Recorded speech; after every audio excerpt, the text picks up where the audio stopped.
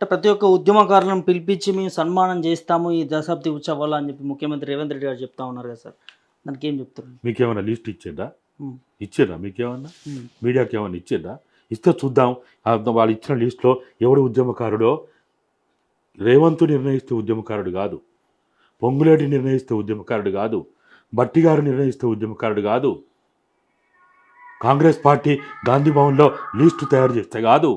ఇది ప్రభుత్వ ప్రోగ్రాం, ఇది పార్టీ ప్రోగ్రాం కాదు.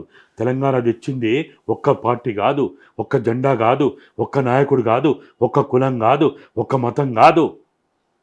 కూటికి లేని వాళ్ళు మొదలుకొని కోటీశ్వర్ల దాకా ఉన్న బిచ్చగాళ్ళు మొదలుకొని ఉన్నత వర్గాల వరకు ఉన్నటువంటి 4 కోట్ల సమస్త సమాజము ఒక మిలియన్ మార్చ్ ద్వారా, ఒక వంట వార్పు ద్వారా, ఒక సాగరహారం ద్వారా, ఒక సకల జనుల సమ్మె ద్వారా మేము తెలంగాణ భూమి పుత్రుడు అనుకున్న ప్రతి ఒక్కరూ తెలంగాణ కోసం త్యాగాలు చేసిండ్రు, ఉద్యమాలు చేసిండ్రు.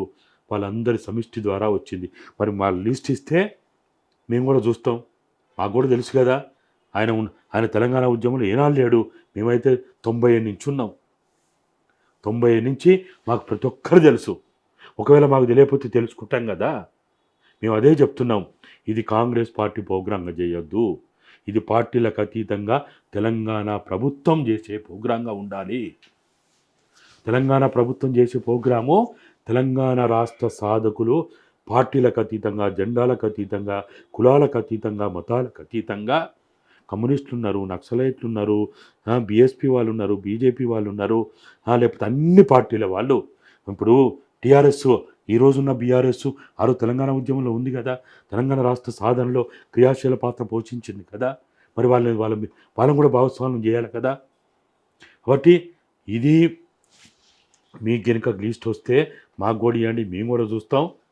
ఆ లిస్ట్ చూసిన తర్వాత దీంట్లో ఎవరు ఉద్యమకారులు ఉన్నారు, ఎవరు ఉద్యమకారులు లేరు, ఎవరు త్యాగదనులు ఉన్నారో మనం చూసిన తర్వాత తెలంగాణ త్యాగదనులను, ముఖ్యంగా అమరవీరుల కుటుంబాలని కనుక వీళ్ళు గుర్తించి గౌరవిస్తే మేము ఖచ్చితంగా మేము ఈ ప్రోగ్రామ్స్ ఇప్పుడు సోనియా గాంధీ గారు వాళ్ళని పిలవడమో, లేకపోతే బీజేపీలో ఉన్న సుష్మా స్వరాజ్ గారు అంటే ఇప్పుడు లేరు, వారు లేరు. కానీ ఆ రోజున్న స్పీకర్ గారు ఉన్నారు, ఆ రోజున్న బీజేపీలో ఉన్న ప్రముఖ నాయకులు కూడా కొంతమంది దీనికోసం ప్రయత్నం చేసిన వాళ్ళు ఉన్నారు.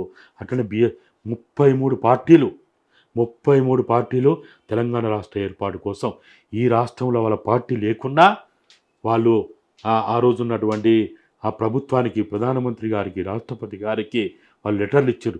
ఆ 33 పార్టీలు ఎవరో వీళ్ళకి తెలుసా? ఆ లెటర్లు ఏంటో వీళ్ళకి తెలుసా? ఏమన్నా ఆ మొక్కను చూసిండ్రా? అంటే తెలంగాణ రావడానికి కారణం కాంగ్రెసే.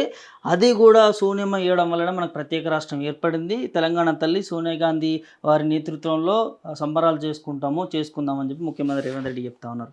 ఏం చెప్తారు సార్ దీనికి? తెలంగాణ రాష్ట్ర ఏర్పాటుని ఒక వ్యక్తికి ఆపాదించడం, ఒక వ్యక్తిని కేంద్రంగా మాట్లాడుకోవడం అనేది చాలా బాధాకరమైంది, అవమానకరమైంది కూడా.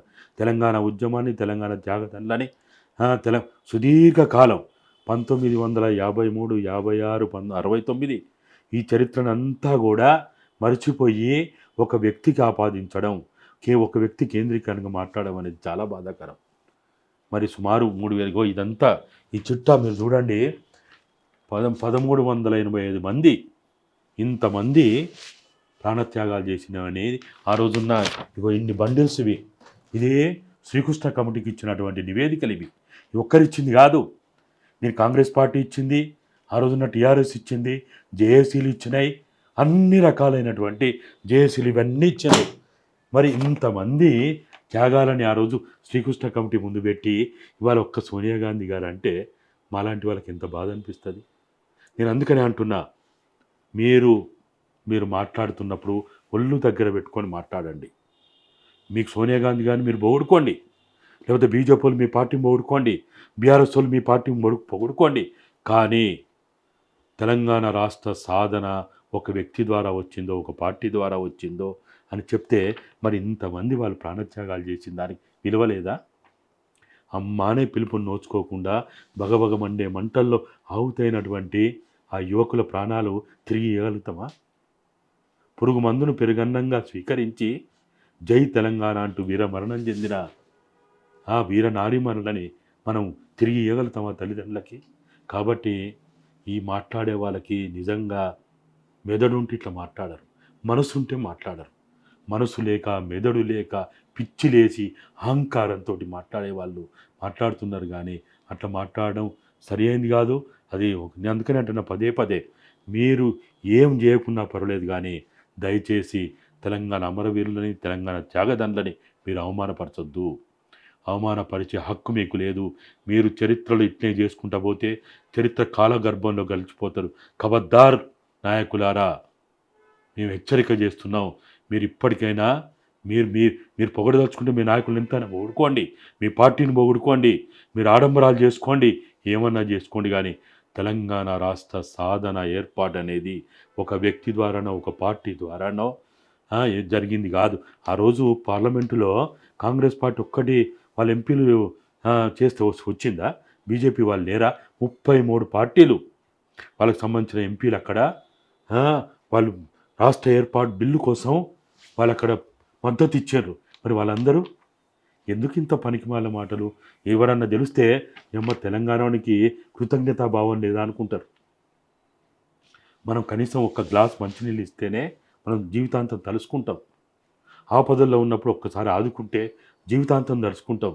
మరి ఒక రాష్ట్ర ఏర్పాటు కోసం భారతదేశం కాదు ప్రపంచంలో ఉన్న అనేక మంది తెలంగాణ రావడానికి కారకులైతే ఇవాళ ఫలానా వాళ్ళ వల్ల వచ్చింది, ఫలానా వాళ్ళ వల్ల వచ్చిందని మాట్లాడితే మరి ఇన్ని లక్షల కోట్ల మంది ఏమనుకోవాలి? వాళ్ళ కష్టార్జితం, వాళ్ళ త్యాగం, వాళ్ళ డబ్బు, వాళ్ళ సమయము, వాళ్ళ వయస్సు ఇంత కూడా తెలంగాణ కోసం పెట్టిన వాళ్ళు ఇవన్నీ కాకుండా త్యాగదనులు. కాబట్టి దయచేసి మీ ప్రభుత్వానికి హెచ్చరిక చేస్తున్నాం, మేము డిమాండ్ చేస్తున్నాం. మీరు మీ సోనియా గాంధీ గారు పిలుచుకుంటారా, ఇంకెవరు పిలుచుకుంటారా, మీరు పిలుచుకోండి, అది మీ ఇష్టం. అది కానీ తెలంగాణ రాష్ట్ర సాధన మాట్లాడుతున్నప్పుడు, ఆ చరిత్ర మాట్లాడుతున్నప్పుడు చరిత్రను వక్రీకరించింది అనుకో, మీరు చరిత్ర కాలగర్భాన్ని కలిసిపోతారు. మాలాంటి వాళ్ళం మాత్రం మేము ఇంకా బతుకున్నాం, చచ్చిపోలే. చరిత్ర తెలిసిన వాళ్ళం, మీ అందరి భాగవతం తెలిసిన వాళ్ళం. మేము మీ రాజకీయ జీవితం అంతా కూడా మీ ఆటుపోట్లు, మీ బతుకంతా మాకు తెలుసు. కాబట్టి ఒళ్ళు దగ్గర పెట్టుకొని మాట్లాడండి అని హెచ్చరిక చేస్తున్నాం.